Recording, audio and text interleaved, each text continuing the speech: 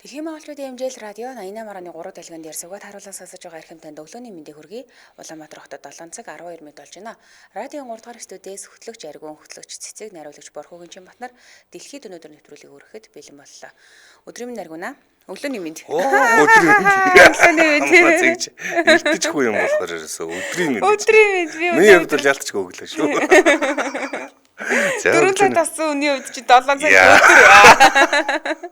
За өглөөний мэнд сайхан амарсан уу? Сайхан амарсан уу? Сайхан амарсан. За манай нэвтрүүлэгтээ гэр бүлийн гишүүн бүрд Джеймсон брэнд хамтран ажиллана. За мөн хайртай хүмүүстэй хамгийн сайныг нэг суурайтаагаар очир дагинсын бие ойлгын нухаш хамтран ажиллана. За өнөөдөр 2024 25 оны 3 сарын 7-ны өдөр төхөж байна. За он гараад яг 66 өдөр болж байгаа юм байна. За он дуусахад 299 өдөр үлдсэн байна. За өөрчлөлт цаг агарын мэдээлэлтэй танилцдаг. 7 цагийн байдлаар Улаанбаатар хотод 13 градусын хүйтэн гэсэн байна. Тэгвэл өдөртөө 1 градусын дулаан, шөнөдөө 11 градусын хүйтэн оног гинэ. Маргааш бям гараг өдөртөө 6 градусын дулаан, шөнөдөө 5 градусын хүйтэн бол нэм гарагт өдөртөө 3 градусын дулаан цаас орох юм байна. Шөнөдөө 10 градусын хүйтэн онно. Харин даваа гарагт өдөртөө 6 градусын дулаан ба шөнөдөө 7 градусын хүйтэн цаастай. Ирэх мэгмар гарагт өдөртөө 3 градусын хүйтэн цаастай байх нэ. За дэлхийд өнөөдөр нэвтрүүлгээр бүгдээр өнөөдөр ямар тэмдэглэлт өдөр болж байгаа тухай ярьдаг. За тэгэд ямар тэмдэглэлт өдөр болохыг хэлэхээс өмнө уламжлалчаар нэгэн асуулт асууна. Цэги хамгийн түгээмэл сэтгэл хөдлөл юу гэж боддог вэ? Хамгийн түгээмэл нь үү? Тийм. Баярлах байлгүй дээ. Амар хөөдрөн. Баярлах юм болов уу? Мэдгүй. Яг хөө энийг яг ингээд тогтсон хийсэн судалгаа байхгүй боловч зарим хүмүүс би ч гэсэн энэтэй санал нийлдэг. Хамгийн түгээмэл сэтгэл хөдлөл бол атаархах гэж үздэг. Бид бас тэгж яг боддог. Бид нар ингээд тэнгэрлэг орших уу, хүнд атаархахгүй байгаа юм шиг харагдахыг хүсдэг боловч яг цаанаа хүссэн үсээгөө баг хүүхдээсэн бол эхлээл атаархал төрдөг. Энэ ингээд нэг хүний өгөгдмөл одоо тийм мэдрэмж юм байна л да. За энэ мэдрэмж бол одоо хүртэл алга болтгүй. Ер нь бол бид нар энэ атаархах дотор байгаа ингээл нэг юм мэдрэмжээ дарж сурахаас шинэ бол үргэлж байдаг. Хүн болгонд байж идэг. Өдөр болгон мэдэрч идэг мэдрэмж гэж үзэж байна. За тэрнтэй санал нийлэх үү? Нийлнэ. Хүн болгон атаархдаг штэ хамгийн гол нь тэрийг яг яаж зохицуулах вэ гэдэг хэцүү шүү. Тэгээ атаархал гэдэг бол нэгэн төрлийн бас өвдөлтчүүд байна. Маш их өвдөлт гэж бас хэлж болно. Ер нь бол энэ нөгөө хүн гэдэг чинь ерөөсөө ховслын бүтээгдэхүүнтэй өрсөлдөөн дундаас нийгмийн байр суурьаараа үргэлж өрсөлдөж явдаг. Даалдуур, нээлттэйгээр. За тэгээ сүүлийн үед бол мэдээж хэрэг энийг одоо нэгнээс илүү гэдгээ харуулах нь одоо төрөмгийлэл гэж нэрлэх юм уу? Энийг ингээд хүмүүс харамсалтай нь илэрхийлдэг. Одоо би чамаас илүү шүү гэж хэлхийг хүсдэг. Энийг хамгийн амар нь энэ бол бас нэлийн тийм төрөмгийн үйл явдал шүү дээ. Би ийм байна. Би ингэж чаддаг. Би ийм лаг гэдгээ ингээд харуулад байдаг. Ийм үзэгдэл хамгийн гол нь сүүлийн үед бол маш их бүр ихээр мэдрүүлэх боломжтой болж байгаа. Яг гэх бол сошиал медиа. Одоо Facebook, Twitter, одоо Instagram-аар ороод одоо хүмүүс сэтгэл санаагаар умд юм шүү. Бага сайхан гоё. Ерөөсөө ертөнцийн бүх хүүхдүүд л гоё биетэй юм шүү. Харин гоё биетэй хүүхдүүд. Би л ерөөсөө болтгоо юм шүү. Йоо гэл өмдөлтэй. Тархан байгаа даа шүү. Би л болтгоо юм шүү гэл. Facebook л оронгоо Twitter л бүгд л ухаантай юм шүү. Би л ерөөсөө бүтэхгүй байгаа юм байна гэл. Гэх мэтчлэн. Тэгэд нэг ийм үг надад их сонирхолтой санагдаад байдаг юм. Миний багт Facebook байгаа юм ямар аз вэ? Намайг хүмүүс тийм тэнэг гэдгийг мэдэх болоод ч юм гэл. Одоо ингээл яг Facebook нээжсэн 10 11 биш 12 онд нээлүү. Тэр үеийнхаа мемориг эргээ харахаар ёо нүүр болоод шүү дээ. Харин тийм. Би 2015 онд би бичснэ хараа бүр бурхан минь. Аргун зайлаа. Энэ хилээд байгаа нь шүү дээ. Ууг нь бас орон өмсгөө зүйл биш юм байна. Ер нь одоо Америк нэгдсэн улсад 2009-оос 2018 оны хооронд ихэд насан туршаагүй хүүхэд буюу 10-аас 14 насны хүүхдийн амиа орлолт 61.7%-аар нэмэгдсэн байна. За энэ яагаад ер нь сүүлийн үед ингээ хүүхдүүд сэтгэл санаагаар ингээд унаад байдаг болчих вэ? Яагаад ийм амиа орлолт нэмэгдэжүү гэд судалгааг бол 2022 онд Шайнан 2022 онд бас Hancock гэд янз янзын эрдэмтэд энэ талаар судалж байна. За тэгээд яг баттай зөвхөн ганц энэтэй холбоотой биш ямар ч байсан нөлөөлөд байгаа нэг зүйл бол ерөөсөө л интернет хэрэглээ, сошиал медиа хэрэглээ. Нөлөөлдөг. Өөрөөр хэлбэл тэр хүүхдүүд чинь одоо би бол өөрийгөө ингээл амар лаг гэж бодвол их хожуу том болоод бас цохол даахтайгаа олжоод би сууган байна гэдэг ойлгож байгаа байхгүй юу. Гэтэл 10-тай 14 хүүхдүүд тэр үед бол би зүгээр би алах юм байна л гэж бодож байна. Би ямар амар юм бэ? Тэгээ ядаж яах нэг сэтгэл зүйн дархлаа гэдэг зүйл суугаагүй тий Суугаагүй байгаа. Тийм хүмүүс хичнээн гоё харагдажсэн гэхэндээ би гоё харагдах нэг тийм амар алгатай биш штэ гэдэг ийм бодол суугаагүй байгаа тий. Тэр наснд чи сайхан омглон өстө би юу хэлбэртэй ингээл өс хөгжиж явах үед нь Facebook, Instagram чи хинч биштэй навшоо гэл ингээл уртаас нь хэлэнгүүт хүүхдүүд магадгүй энэ одоо яг зөв юм буруу юм гэдэггүй. Ямар ч байсан бид нар ийм маш сонин үед амьдарч байна. Тэгээд энэ 90 үедээ дасан зохицох зайлшгүй шаардлагатай болж байна. Тэгээд хүүхдүүд энд нь одоо юугаач мэдгүй ээжиж энэ одоо интернет хэрэглээтэй болж байна. За хамгийн гол нь ерөөсөө интернет хэрэглээний хамаарлал бол ерөөсөө өсөөл байгаа. За 10-аас 14 насны хүүхдүүдийн өдөрт интернет дунджаар хэрэглэж байгаа одоо Америк нэгдсэн улсын хийсэн судалгаагаар 6 цаг дэлгэцэнд зарцуулж байна гэсэн байна. 24 цагийн 6 цагийн зарцуулж байна. Энэ чинь баг унтахаасаа ихийг нь одоо ингээд хүний үндсэн ингээд функц хамгийн чухал функцүүдийн нэг болох унтахаас ихийг дэлгэцэнд зарцуулж байна гэсэн юм судалгаа байна л да. Тэгээ энэ утгаараа дэлгэцний хамаарлал бол ерөөсөө нэвширтэл орж ирж байна. Зүгээр энийг зөв юм уу буруу юм уу зарим хүмүүс бол угаасаа л хүн одоо дараагийн хөгжлийн шатнд энэ интернет мэдээлэлтэй илүү одоо эвтэйхэн харьцаж сурахаас өөр аргагүй бүр илүү хурдтай болно гэж үздэг бол зарим нь энийг ер нь багасгах хэрэгтэй гэж үздэг. За тэгээд өнөөдөр ямар өдөр юм бэ гэхээр 2009 оноос юу яасан юм бэ? Америк нэгдсэн улсын нэг еврейчүүдийн ребут гэдэг нэртэй төрийн бус байгууллага интернетийн мацгийн өдөр гэж глобал буюу энэ нь 2023 оноос дэлхийн техник хөдөлгөөн болж хувирсан. Ерөөсөө 2029 оноос эхлээд ийм интернетээс салах нэг өдөр мацаг барих өдөр буюу 24 цагийн турш мацаг барих өдөр 3 сарын эхний 5 дахь өдөр ийхүү яаж байгаа юм байна. Энийг тэмдэглэдэг болсон юм байна. Тэгэхээр өнөөдрөөс ахуулаад маргаашийн одоо хагасаа өдөр хүртэл тасралтгүй ерөөсөө огт интернетгүй байх өдөр юм байна. Гэхдээ би бодсон. Би чадах болов. Би яг асуумаар чи чадах. Би чадах нэг. Өөрөөлөө гэд. Би гэхдээ яг үнэндээ зоригтой чадах. Би оролдоод үзье гэж бол бас бодсон. Ягаад тэгэхээр одоо бид нар чинь би одоо хүүхдүүдэд ингэ хэлж хөөш та нар наад дэлгэцээ болчихсон өөр арга. Тэгэд юу одоо хамгийн сайн эцэг их байх арга чинь бол үлгэр жишээл болох шүү дээ. Өөрсдөө чадахгүй жиж хүүхдүүдэд тэгж болох чинь бол бас хэцүү.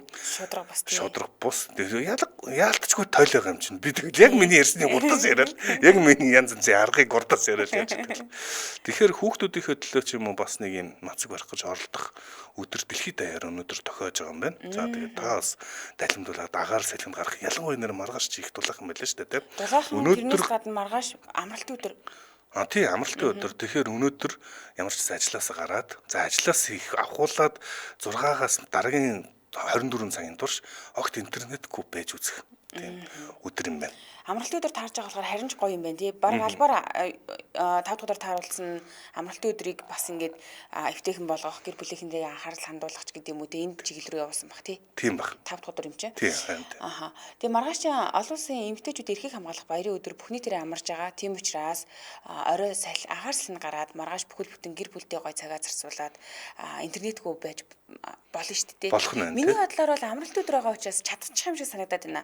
Ер нь хайрцангуй гайгүй тий. Ажлын өдөр бид нар яагаад интернет хэрэглээ орчинд их цаг өнгөрүүлээд идэв гэхээр энэ ажлын холбогдлолтой зүйл байгаа шүү дээ. Одоо байгууллагын дотоод чат байна. За бид нар чинь ингэж яаж яатна ийм нөгөө интернетээс хамааралтай ажил хийдэг өдрөө болгоно янз бүрийн мэдээлэл харж байгаа тий. Тэгэхээр юу баха амралтын өдөр бол харьцангуй гоё юм байна. Хамаагүй дээр гэж бодож байна тий. За энд инх манд цэвэг өглөөний мэндэ халгаануудаа сүүлийн үед удснаас хол амьдраад байгаа болдгол юм байна лээ. Илүү их завтай болчихдог санагдсан гэсэн байна. Тэгсэн бол сув дундрах интернетгүй гэж бодохоор л амьдрал зогсох гэж байгаа мэт санагддаг. Гарах хөлгүй болох гэж байгаа мэт гэдэг. За энэ наснаар тайлбар би өнөөдөр нийлээ өрөөлэй гэж бодсон. Би өөрөө чадах байлгүй гэл. Ер нь бас эргэлзээл байна. Гэхдээ ямар ч гэсэн оролдоод үзье гэж бодож байна. Ер нь жилдээ нэг удаа юу өстой яад юм. Чадна шүү дээ. Би чадна. Тийм гэхдээ интернет хэрэглээгээ багасгаалах юм бол багаар багасаал идэм билээ шүү дээ. Би одоо тийм ажил дээрээ ерөөхдөө интернет орчинд их цаг өнгөрүүлж байгаа учраас гэртээ аль болох бага интернет үзье утсаа оролдъё ч юм уу тий. Тэгээд арай өөр зүйл рүү буюу ядаж нэг кино үзчихдэг ч юм уу телевизээр тий. Ингэж юу ажил телевизээр кино үзчих ялгаагүй болох юм дэлгэц ямар л би нөгөө ганцаараа ингээ утсаа оролдож ирснээс гэр бүлийнхэнтэйгээ суугаад кино үзээд ядаж юм ярилцсан нарийнс ганцаараа уцаа оролцсноос дээр байгаа даа байхгүй. Тэр ингээд багаар уцнаасаа ядаж холдоо сурчих юм бол гайгүй болоо гэж утсан. За хоёлаа нэвтрүүлгийн хамтран ажиллагчтай танилцуулаад өргөжлүүлье. Гэр бүлийн гишүүн бүрд гисүүрэтайгаар Джеймс брэнд хамтран ажиллаж байна. За Монгол Impex концерн 1922 онд Канада улсад үүсгэн байгуулагдсан 103 жилийн түүхтэй Jameson компани 34 нэр төрлийн бүтээгдэхүүнийг 2020 оноос эхлэн хэрэглэгчдэд хүргэж байна. За өндөр тунтаа омега 3 бол олон төрлийн витамин, пробиотик, магний, зайр, төмөр, эрдэс бодис, үе мөчний глюкозамин, мелатонин, дархлаа дэмжих болон гоо сайхан буюу өс арьс хумсны витамин зэрэг олон нэр төрлийн бүтээгдэхүүнийг хэрэглэгчтэй санал болгож байгаа юм байна. За одоо ч хавар болж байгаа. Өөрөөр дархлаа янз янзын нэмэлт витамин, амин дэм бол туйлын хэрэгтэй үе юм дээ. Харин тий улирал солигдохоор хүмүүсийн дархлаа ер нь жоохон эвгүй болдог тий нэг хэсэг ханаа төрчих гээл. Тэгээ ядаж яхад нь хаврын улирал чинь цаг агаарын хувьд айгүй дурггүй шүү дээ. Одоо ингээ өдөртөө сайхан нэмэх 6, нэмэх 7 градус байж ийснэ. Дараа нь маргааш өглөө нь хасах 3 болчих жишээтэй тий. Тэгээ яг ийм цаг агаарын нөхцөл байдалд бидний бие дасан зохицох гээд маш их чармаадаг хөөргөн амьтад. Тэгээ энд бол ерөөсөө дархлаа оролцож байгаа. Тэгэхээр нэмэлтээр витамин, пробиотик, магний, цайр гэх мэтчлэн энэ бүтээгдэхүүнүүдээс хэрэглээд бид нэр дархлаагаа дэмжих нь дутагдж байгаа зүйлийг нөхөн гэсэн үг. За миний хувьд болохоор энэ Jameson брендийн үс арьс хумсны витаминыг хэрэглэж исэн. Бид нөгөө нэг ийм эмэгтэйчүүд салонд очиод хумсаа ингээд гээл модгаар ч юм уу те эсвэл смарт хумс хийлгээд ингээд бодуулаад ахаар айгүй нингэрчдэг хумс нингрээд тэгээ ингээд бараг зүгээр юмд хөрөх төдийд ингээд урагдаад идэг болчдөг байхгүй маш нингрээд. Тийм тэгэнгүүт энэ витаминыг уугаад хумсны бэхжилт айгүй сайжраад ус ургачд юм бэл. За тэгэхээр 1922 онд Канада улсад үүсгэн байгуулагдсан 103 жилийн түүхтэй бүтээгдэхүүн гэж байгаа юм тийм ээ. Энэ бүтээгдэхүүнээ 50 улсад нийлүүлгийн нэг нь Монгол улс юм байна. 2020 оноос Монгол улсын эмийн бүртгүүлээд 5 дахь жилдээ хэрэглэгчтэй хүрж байгаа юм бүтээгдэхүүн байна. Энэ Natural Health Products чинь маш алдартай брэндтэй тийм. Тэгээ одоо ер нь бол бүх төрлийн бүтээгдэхүүн байдаг юм бэ. Эднийд бол омега 3, глюкозамин гэдэг дөрвөн хэлжсэн тийм. Тэгээ бүр пробиотикуд хүртэл байдаг юм байна штэ. Техникийг зориул та өөрийнхөө хүссэн тэжээлийн авах бүрэн боломжтой байна. За тэгээ энэс гадна би нэг юу ячаа. Нэг бүтээгдэхүүнийг онцлоод бүр яг танилцуулаад өгье гэж бодсон. Одоо энэ юуны Джеймсний пробиотик гэд байгааз одоо биднэрт хэрэгтэй шүү дээ. Пробиотик капсул хэлбэрээр байдаг учраас бүдүүн гизэнд хамгийн их тоогоор очдгоо гэж үздэг юм байна. Капсул хэлбэрээр байгаа гэхээр одоо ингээд заримдаа ингээд шууд уучхаар энэ нөгөө хотоодны хүчил болон цөснөөс ялгарч байгаа тэр хүчлүүдэд ингээд цөөрчдөг гэдэг шүү дээ. Тоон тэгвэл капсул хэлбэртэй байдаг учраас яг гоё очих газар очиод бүрэн бүрэлдэхүүнээр шимэгддэг. Ашигтай бактери бүдүүн гизэнд очдог учраас хэрвээ нунтуг юм уу шахмал хэлбэрээр хэрэглэх юм бол хотоодны хүчлэнд ихэнх хэсэг нь задраад маш бага хэсэг бүдүүн гизэнд очдгоо гэж бичсэн байна. Яг энэ санаанд давхар хэлээ тий. Jameson брэнд бүх энэ сангуудаар зарагдаж байгаа юм байна. За хүргэлтээр авах бол City Farm Cigmen гэсэн вебсайт руу орох нь байна. За тийм. Баярлалаа манай нэвтрүүлэгтээ гэр бүлийн гишүүн бүрд гисүүрэтайгаар Jameson брэнд хамтран ажиллалаа. За илүү дэлгэрэнгүй мэдээллийг 1819-23 гэсэн дугаараас авч болно. Мөн 95-8 19-23 гэсэн дугааруудаас авч болно. 95-8 19-23. Харин Facebook-ээс Jameson Vitamins Mongolia-г хайх юм бол бүх төрлийн витамин болон эрдэс бодисуудын талаар мэдээлэл гарч ирнэ. За баярлалаа. За энд комент харж ирсэн чинь хаврын цагаагаар миний ааш хоёр адилхан л гэсэн юм байна. За дараагийн болон руугаа орё. Өнөөдөр түүхэн төрсөн алдартай хүн хин бэ? За хайж яагаад Монгол хүнээ олж ярихаар болсон. За Баатар гэдэг дуучны талаар өнөөдөр ярих гэж байна. Country дууч юм уу? Яг үнэн Төмөө олно Country Баатар нэрээр танигдсан. Түмэн Дэмэрлийн Баатар хүү гэдэг дуучин залуугийн тухай өнөөдөр ярина.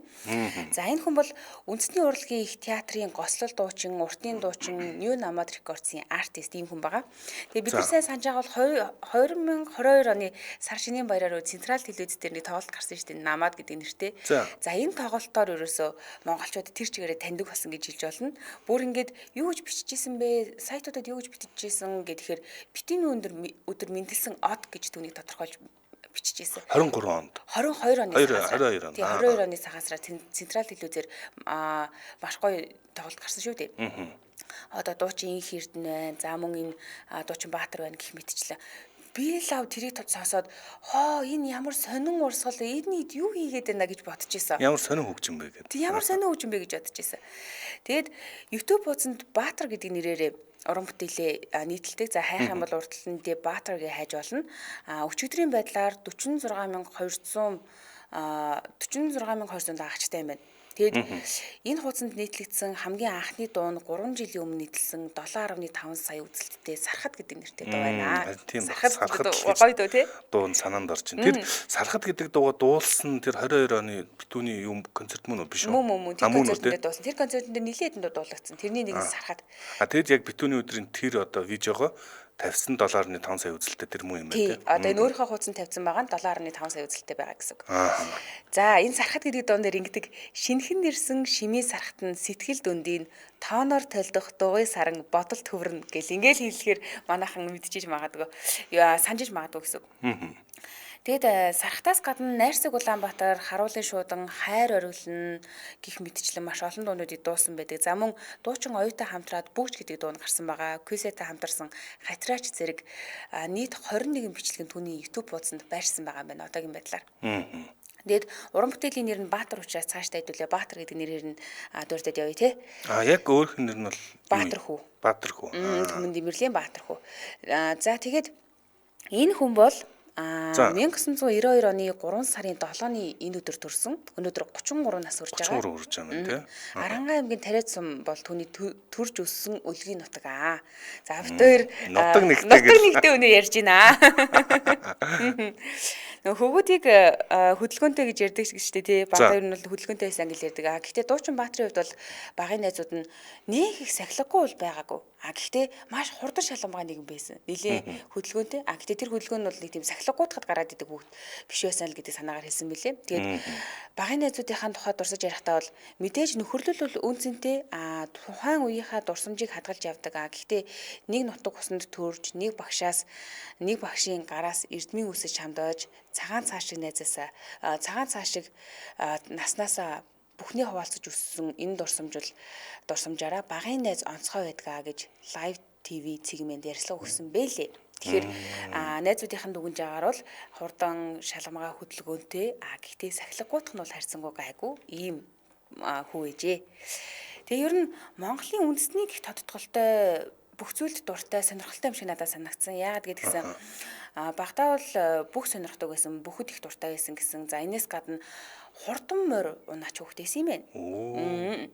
Тэгээ хурдан морь унаад хөдөө мал дээр өснө нь түүний хүүхэд насыг хамгийн нандин ийм дурсамж болж үлдсэн байдгаа гэж өөрөө ярьсан байлээ. Тэгээд ийм ч учраас наадамд маш их дуртай гэнэ наадмын баярт. За тэгээд дараагаар нь маш дуртай баяр нь гэдэг юм бол цагаан сард их дуртай гэж байна. Одоо цагаан сарын баяр зохиож байгаа шүү дээ. Тэгээд цагаан сараар айлуудаар яваад бэлэг цуглуулнаа. Тухайд янзаг гэдэг бичийн бэлэгт маш их ирдэг байлаа. Тэгээ хайрцагт тэгдэг гэсэн дээ. Хайрцагт бэлгүүдээ үрж хураагаад шинэ бэлэг аваад айлаас ирэх бүртээ тоолоод заримыг нь дүүнэртэйгээ бэлгээ солилцоод гээд ингээд нөгөө цагаан сарын тухай дурсаж яриад энэ дурсамж нь түүний сэтгэлээс гардггүй мартаж болдоггүй ийм сайхан дурсамжтай үе гэж хуваалцсан билээ. Бүгд нас нь яг л бидний адил ингэж өнгөрсөн гэж хэлж байна. Тэгээ энэс гадна монгол хэлээ маш их хайрладаг нэг юм байна гэж би ярьцлагын уншаад ойлгосон. За ярьцлагын уншижсэн чинь монгол хэл үндэсний бичиг уран зохиолын хичээлдээ маш сонирхолтой байснаас гадна багтаа энэ хичээлүүдээр маш сайн сурдаг гэсэн юм байна. Тэгээ 10 жилдээ сурж байсан тэр бүхэн нь одоо маш их хэрэг болдгоо. Ямар нэгэн пост бичлээ гэхэд уран яруу биш юм аа гэхэд ер нь бол найруулгын алдаагүй зөв биччихдэг хичээлдээ дурлаж идэг байсны үр хөгөөж юм уу да гэж нэг ярьцлаган дээр нь дурдсан байлээ. За дуучин болох гараа нь хизэнээс эхэлсэн юм бэ гэхээр айл 3 дугаар ангиас нь эхэлсэн гэж өөрөө ярьжээ. 2003 онд Тариад сумын 80 жилийн ой тохиогоод анх тайзан дээр гарч аяд угаа өргөж исэн юм байна. За дараа зүүн сургуулийнхаа 80 жилийн ойгоор толтой мөнгөн имэйл гэдэг догдуулж л дээ. Тэгсэн чинь хүмүүс дахиулъя гэд 2-3 удаа тохиолж исэн. Энд маш тод санагддаг гэж ярьсан мөлий. За хоёлаа дэмжээ ажиллаж байна тий. За манай дэлхийн өнөөдөр нэвтрүүлгийг BSB дэмжээ ажиллаж байна. BSB үн хайллаа гэсэн одоо өөрөөр оролцож байна. Японы Toshiba брендийн 2 хаалгатай хөргөгч 30% эндраад сая 549 мянган төгрөг олсон байгаа юм байна. За мөн 9 кг-ийн угаалгын машин 25% хямдраад сая 449 мянган төгрөг олсон байна. За энэ хямдрал зөвхөн BSB гэсэн байна. За баярлаа. За дуучин Баатарын талаар мэдээлэлээ дахиад цааш нь үргэлжлүүлье. За харин манай монголчууд бол Дуучин Баатартай 2022 оны сар шинийн намад гэдэг тоглолтоор танилцсан гэхэд болно шүү дээ. Тийм маш өргөн сайдаар гарч ирсэн. За тэр нүүр бодолт хуцлалт гэдэг үнэхээр хаанч хараагүй тийм сонин зүйлээс. Нүүр хөдөлтийн тухайд гэдэг юм бол индианчуудыг санагдуулсан имижийг бүрдүүлсэн байсан. Тэрийг санаж байна уу? Гэхдээ харин тийм зургийг хараад яг нүүрэн дээрээ одоо зураг нь гарч Индиа маягийн тийм имижэр тий. Тийм нүүрэн дээрээ зураг зурсан. За тэгээд малгаан дээрээ үд хатгацсан хамтлагийнх нараа бүр үнэхээр содон хуцлаж гарч ирсэн тий. Маш содон бас шинэлэг тийм урсгалтай каунтриг одоо Монгол ардын дуутай өсгөд богны маягийн дуу юм уу тий. Хослуулаад байгаа юм шиг. Тэгснэ одоо энэ шляп малгатай монголоор дуулаад тэгснэ юм Монгол болон магадгүй юм Америкийн одоо каунтри хослуулсан тийм юм шиг байна тий. Тийм Америкчууд нөгөө каунтри гэж ярьдаг шүү дээ. Тэрэн шиг ер нь яагаад Монгол каунтри гэж байж болохгүй гэдэг ийм санаагаар анхын төсөл эхэлж исэн юм бэлээ. За ингээд энэ намаадаг тоглолтын тухайд ингээд гэх юм бол дуунуудаа анх удаа цацах зорилгоор цагаан сарын баярыг тохиолдуулаад Централ телевизтэй хамтарч ажилласан гинэ. Тэр нь маш амжилттай болсон. За ингээд энэ тоглолт залуусын дунд маш их яригдж үзэлт болон хандлтыг авч эхэлсэн. Тэгээ үзэгчдийн хувьд энэ тоглолтыг төсөөллөөс давсан тоглолт болсон гэж үнэлсэн юм билээ. Би хүртэл дахин ухрааж энэ тоглолтыг 3 удаа үзсэн байдаг. Тэгээд хамгийн гол нь яагаад дахин ухраагаад 3 удаа үзээдсэн гэсэн чинь тухайд Дуучин Баатарын дууг хаагур сонсох нь ойлгомжгүй байсан. Өөрийн гэсэн Facebook байхгүй YouTube дээр бас байгаагүй гэсэн үг тийм. Тэгээд энэ тоглолтын оройноос эхлээл Дуучин Баатарыг дуунуудаа тавиач гэх хүсэлтийг хүмүүс ингэ шууд уцтаад ингэ хилээд исэн юм билээ. Тэгээд ямар дуу чи хаанаас гараад ирвэ хаяг нь хаана байна гэх тэр орой жонго хайж ирэл сурал болсон гинэ хүмүүс. Тэгсэн тэр үед нөгөө пэйж болон Instagram, YouTube хуудас энтрээ ерөөсөө юу байгаагүй нэгээгүйсэн юм билээ. Тэгээд битүүний орой ч хүмүүс ингэ хаягуудыг нь хайгаад уцаар ингэ ирэл сурал болоод исэн учраас маргааш нь буюу шиний нэгэнд яг золгоо хийж явж явах та төгжрэлт явж явах та бүх хаягуудаа өөрөө нээж исэн гинэ. Зүгээр заав нь төгжрэлт төгжрэл чинь даваа талтай юм шиг. Харин тийм байгаас даваа талтай болж таарсан. Тэгээд сар шинийн өдрүүдэд хандлт нь нэлээ их байсан. Тэгээд дагчтанд орохноо өссөн гэсэн. Өөрөө юу гэж хэлжсэн гэхээр хизээ ямар дуунуудаа яаж хүрэх вэ гэсэн энэ нөгөө гайхширлын байдалтай өдрүүд өнгөрч исэн гинэ. Энэ үед ч нөгөө тоглолтнэр хит хитэн дуунууд нь хүрсэн байгаа шүү дээ тий. За тэгэхээр яг дуунуудаа яаж олонд хүрэх үү гэл ингээд нэлийн болж өнгөрүүлж исэн юм байлээ. Тэгэд YouTube хуудастай ямар ч дуу хийгээгүй. За энэ сувгаар уран бүтээлээ хүргэнэ гэд ингээд Facebook дээр нийтэлсэн чинь шууд 200 дагагчтай болсон гинэ. YouTube subscribe гэнэ гэсэн үг. Анхны уран бүтээлээ хийсэн чинь шууд 800 олж өссөн гэж байна. За тэгээд дараа нь хувийн Facebook-өө үүсгэхэд 4 хоногийн дотор 4,000 дагагчтай болсон гинэ. Тэгэхээр чинь бол залуучуудын донд яалтчгүй бүүн биш үү те. Шууд л нөө хүлээлттэй байгаад байсан байна те. Энд нь маш их хурам авч исэн гэж өөр ярьсан мөлий. За тэгвэл Монгол country гэж энэ урсгалын тухайд болохоор Америкийн country урсгалыг Монгол ардын болон уртын дууны дуул гарах баригдaltaй хослуулах Монгол country music гэх энэ урсгалыг бий болгоё гэдэг энэ санаа нэлээд эртнээс яригдчихсэн юм билээ л дээ. За тэгээд Дуучин Баатар өссөн ярилцлаганд болохоор ингэсэн. Миний дуунуудын аялгауг E-Sound хамтлагийн аргил гитарч мөнх бол дах зохиосон. Харин дуунуудынх нь бүх шүлгийг Батсингэл буюу бидний мэддгээр QS ах шүлгүүдийг зохиосон гэж хэлсэн байлээ. Тэгээ Монгол country music урсгалыг бий болгоход дуу бичлэгийн Limitless гэдэг институттэй хамтарч ажиллаж байгаа гэсэн. Тэгээ үүнээс гадна нэрийг нь дуртаагүй маш олон хүмүүс надтай хамтарч ажиллаж байгаад маш их талархалтай байдгаа гэж ярилцлаган дээр нэлээ. Тэгсэн бид нар болохоор энэ Монгол country music гэдэг энэ урсгалыг яг энэ хэдийг хамтлаг гэж ойлгож болохгүй юм билээ. Өөрөөр хэлбэл ямар ч хамтлагийн зохион байгуулалт байхгүй. Одоо нөгөө хүмүүс нэмэгдэж байдаг, гарч илээдэг. Ер нь бол энэ урсгалыг л олонд таниулах гэж маш олон уран бүтээлчид хичээж ажиллаж байгаа гэсэн үг юм билээ л дээ. За ингээд олон түмэнд Баатар нэрээр танигдсан дуучин маань 2023 онд Сэтгэл нэрнэ гэдэг ийм цомгоо гаргасан. Энэ цомгийн ажил дээр 2 жил гаруй хугацаанд ажиллаж байгаад гаргасан юм билээ. Тэгээд Монгол country music урсгалын дуунуудаас гадна ганц нэг blues маягийн дуунууд багтсан. Тэгээд энэ цомогт нийтдээ 12 дуу багтсан байдаг юм байна. Харин цомгийн баяраа 2023 оны 9 сарын 3-ны өдөр Улсын драмын эрдмийн театрын урт талбай зохион байгуулсан. Тэгээд Сэтгэл нэрнэ гэдэг айгүй гой сонсогдож байна уу? Сэтгэл тэгээд нэрнэ.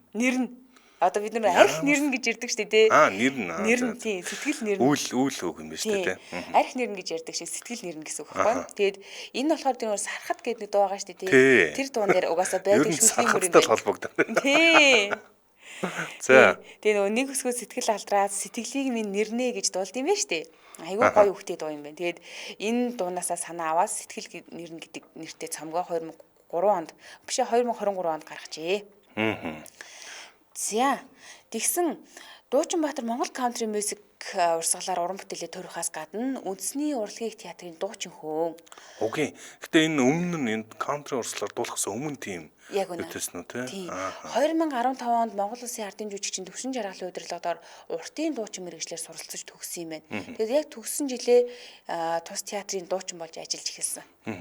Би буруу санаагүй бол Алтан жаргал яг энэ Баатараас өмнөхөн юм country дуунууд хэд гаргасан санаж дуулдаг байсан санаж YouTube дээр ихтэй тэр нь авцсан байх шиг байлаа. Тэгээ ер нь энэ нөгөө country Монгол country гэдэг лөө бүгд ингээ хийх гэж оролцсны бас илэрхийлэл юм болов гэж би бодсон. Гив гинтгэн л ер нь манай Монгол ардын дуунууд, уртын дуунууд, богны дуунууд нэх гоё болоо гараад ирсэн тий. Сонсож үнэхээр гоё. Одоо ингээд яг нөгөө хуучин бичлэгээр нь сонсохоор зарим нэг үг нэг тийм бүдгэн сонсогддог ч юм уу тий. Ийм байгаад идэв гэсэн бол одоо дуулж байгаа нь болохоор сэргээж дуулж байгаа нь маш сайн судалгаа сайтад зуулгаж байгаа учраас бүх дуунууд нь гоё тод тэгээд дээрэс нь орчин үеийн шинэлэг байдлаар хүрж байгаа. За түүний бас нэгэн гайхалтай авьяас гэдэг юм бол мөрөн хуур сонирхогч юм байна. Өөз. Оюутан байхасаа л дуулах мэргэжлийн хичээлийн хажуугаар морин хурыг биетаж суралцж ирсэн гинэ. Тэгэхээр би нөгөө түрүүн Монголын үндэсний гэсэн бүх зүйл ер нь дуртай юмуд да гэж бодсон гэдэг нь бас шалтгаан нь энэ. Ширэн цартай морин хураар дагнаж тоглолт юм байна л да. Тэг яагаад гэдгсэн ширэн цартай морин хур гэдэг энэ хөгжим бол дууралтын хувьд хамгийн тансаг, амьд тэгээд яг энэ хураар л хуурддаг байсан уламжлалтай юм байна. Тэгээд энэ уламжлалаа дагаад хуурддаг байна. За сонирхуулах юм бол морин хур сонирхчдын олон улсын наадам ийм уралдаанд оролцоод 14, 18 онуудад тус 3 дугаар байр эзэлж исэн түүхтэй.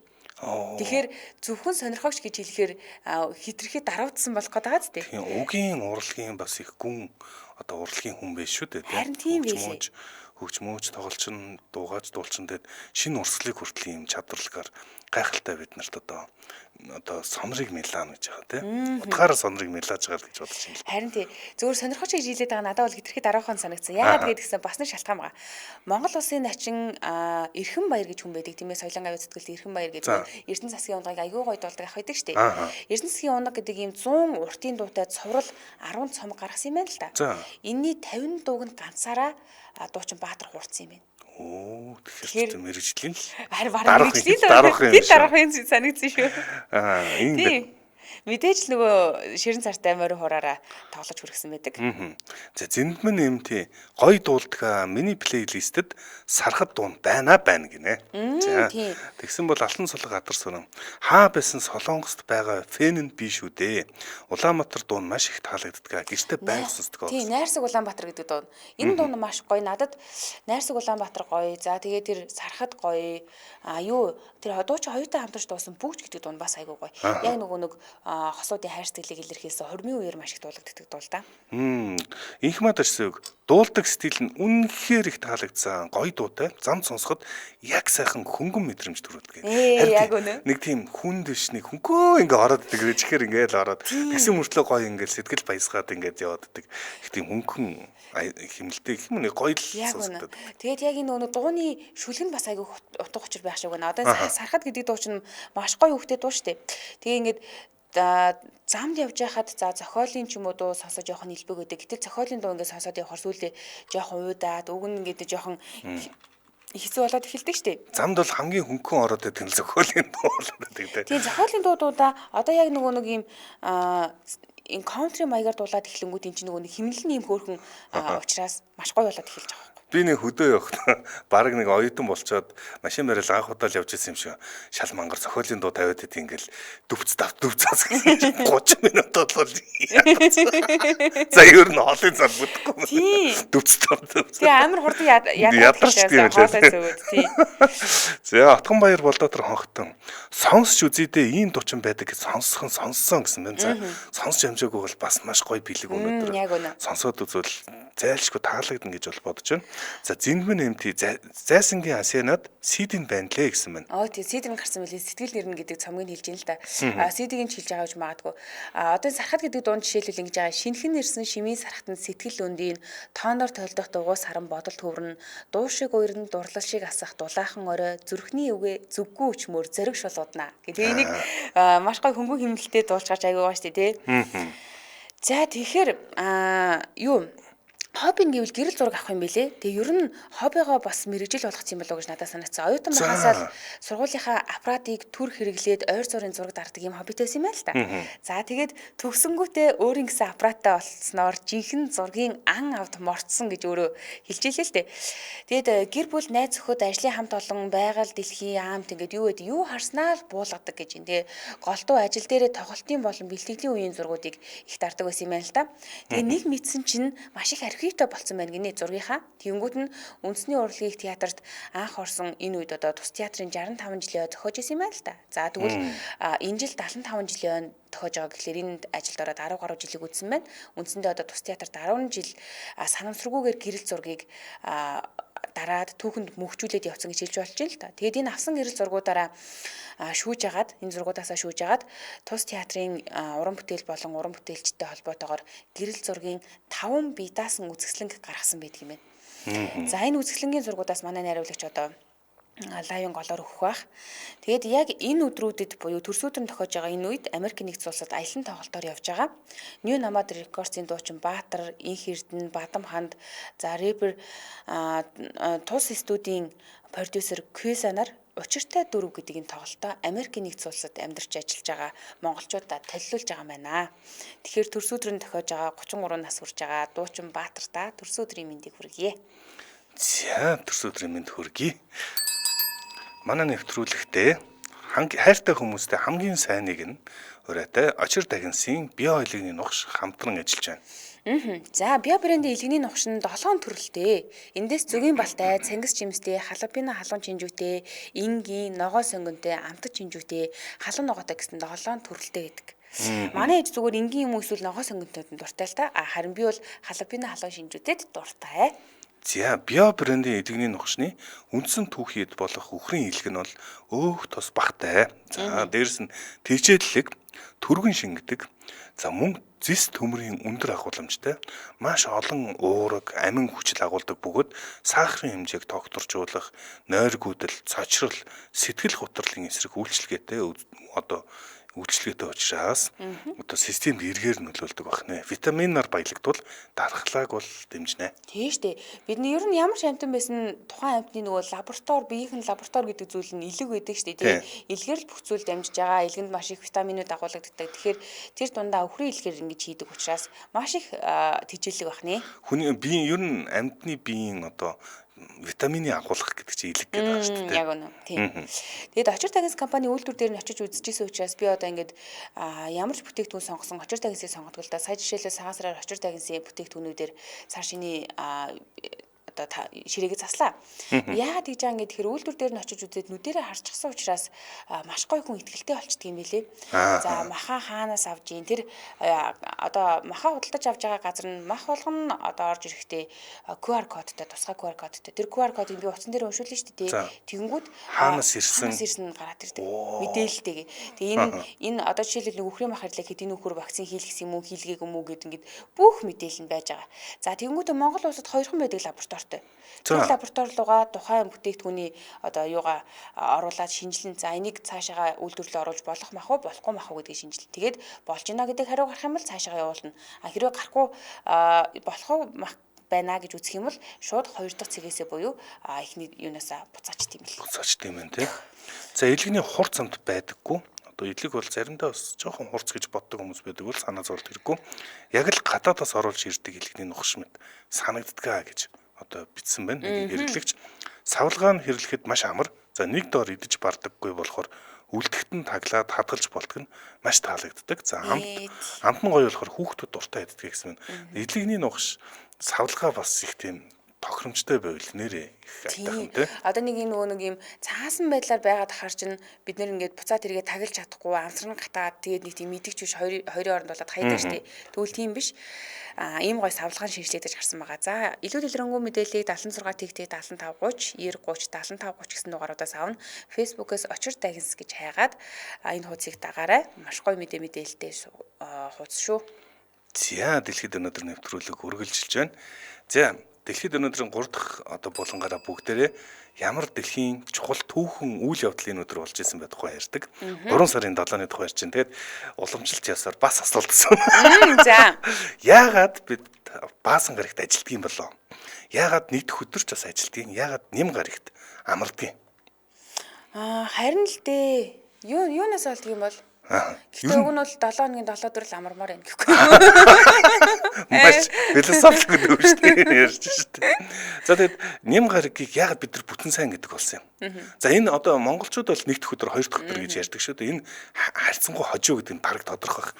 Эртээр үед бол одоо өдрүүдийг нэгдэх, хоёр дахь гэж лав хилдэг байгаагүй. Эднес ч дандаа нөгөө гаригийн огторгон бие дээр нэрлэгдсэн. За нарны өдөр, сарны өдөр, одоо юуны өдөр, бууд сугар гэдэл ингэж нэрлэж байгаа шүү дээ. Тэгэд манай эртний 321 онд Ромын одоо эзэн хаан 1-р Константин 3 сарын 7-нд бүтэн сайн өдөр өссөн юм. Бүтэн сайн буюу нэм гар нарны өдөр өссөн. Нарны өдрийг анх удаа аль биесны амралтын өдөр болгож зарласан юм байна. За энэ одоо зарласан шалтгаан нь бол энэ цагт одоо Христийн одоо шашныг ер нь бол 313 онд энэ Ромд тэр чигээр нь одоо Христийн шашин тархсан байсан. За энэ чинь одоо ингээд эхлээд бол Ромчууд бол Христийн шашин бол дэмий энийг болно гэдэг дарангуулт учраас сүүлдээ ингээд ард түмэн бүгд Христийн шашинд автгууд одоо Константин гэдэг энэ хаан бол анх аль биесны шашин болгож хувирсан юм байна. Константин гэдэг 313 онд. За тэгээ 321 оны 3 сарын 7-нд 7 дахь өдөр буюу нарны өдрийг амралтын өдөр болгох зарласан. За ингэж одоо зарласан шалтгаан нь бүгд нэгэн зэрэг одоо бурхандаа мөргөл үлдэх. За магадгүй энэ нөгөө юухан нийтээрээ цуглах юм өдөр болгож юм зарласан юм байна. За энэ дотор мэдээж хэрэг нөгөө шүүгчд одоо юуны төрд ажиллаж байгаа хүмүүс гих мэтчлэн ийм хүмүүс бол одоо тэгээд зах ажилтдаг ажлахыг хориод ийм байдлаар амралтын өдөр болгосон. За энэ нь явсаар хагаад ерөөсөө л 7 дахь өдөр нарны өдрийг амралтын өдөр болгосон. Ихтэлтэй юм байна. Тэгвэл 6 6 ч бүр хожимжтэй. Одоо би одоо харин та нарын үед одоо манай би 6 дахь өдөр хичээлж явж үзсэн өгч. Харин тэгж яриад идэг байхгүй юу? Чи хизэнээс одоо их идэхгүй. Би 6 дахь өдөр хичээд явдаг гэсэн. Харин тэгж яриад байсан шүү. Тэр ч хэдэн 80 оны үед юм уу? За арай. Би сургуульд 93 онд орлоо. 90 оны үед юм уу? 90 оны. Засаж хэлснээс дараа юм уу? Тийм би нэг 4 дахь дугаар ангид ороход л ер нь 5 өдрийн хичээлтэй 2 өдрийн амралттай болсон санаж байна. За яг энэ нөгөө хагас өдөр амардаг болж байгаа нь ерөөсөө 7 хоногийн сүүл гэдэг чинь амралтын өдөр, бус өдөр нь ажлын өдөр болоод ингээд нэг хэмнэлд ороод эхэлж штэ. Энэ хэмнэл эхэлсэн өдөр бол жилэл 321 он юм байна. За энэ бол угаасаа шашинтай холбоотой. Тийм ч учраас ер нь энэ амралт бол дандаа шашинтай л ихэнхтэй холбоотой байдаг шиг. Жишээ нь Арабын орнуудад бүтэн сайн өдөр одоо бидний мэдих бүтэн сайн өдөр амралтын өдөр байдгүй. Харин сая тийм комент хийсэн баг шиг болсон. Тий. 5 дахь өдөр буюу одоо сугар гариг арабуудын хувьд бол амралтын өдөр. 5 дахь өдрөө амраад хагасанд бас давхар амраад бүтэн сайн өдөр бол эхний өдөр гэсэн үг. Одоо манайхаар бол нийт өдөр юм биш үү? Тий. Тэр шиг. Харин тий. Сууд ундрах энд Арабын орнуудад 5 дахь хагасанд амраад ажлын өдөр бүтэн сайн эхэлдэг гэсэн билээ. За тэгэхээр бас эн чинь ингээд хизэнээс ингээд 7 хоног ийм хэмнэлтэй болцсон юм байна те. Ажил энэ ягаад нар сараар ингээд ялгардаг нь зүгээр л нэг хааны шийдэлтэй болдог. Тэр нь бидний амьдралд ийм амар нөлөөлж байна. Тэр нөгөө хагасны шилжүүлсэн он чи бүр 1998 он юм штэ. 97 гэж байна.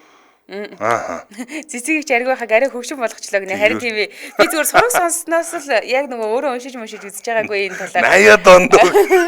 Аав ээж нар л тэгж яриад идэв штэ. Хөмөргшгөл боллоо да. За нэвтрүүлгийн өндөрлөг цаг болсон байна. Манай нэвтрүүлэгтээ гэр бүлийн гишүүн бүрд гэсэн урайтаагаар Джеймсон брэнд хамтран ажилласан. За мөн хайртай хүмүүстэй хамгийн сайныг нь гэсэн урайтаагаар очир дагинсын био илэгний нухаш хамтран ажилласан. Баярлалаа. Сонсогчдоо өргөжлүүлээд 8 цагаас радио мэдээг өглөө сонсорой. За 8 цаг 10 минутаас та мэдгүй нэвтрүүлгээр хэдүүлээ эргээд уулзцгаая. Баярлалаа Аргуна. Баярлалаа цэцэг.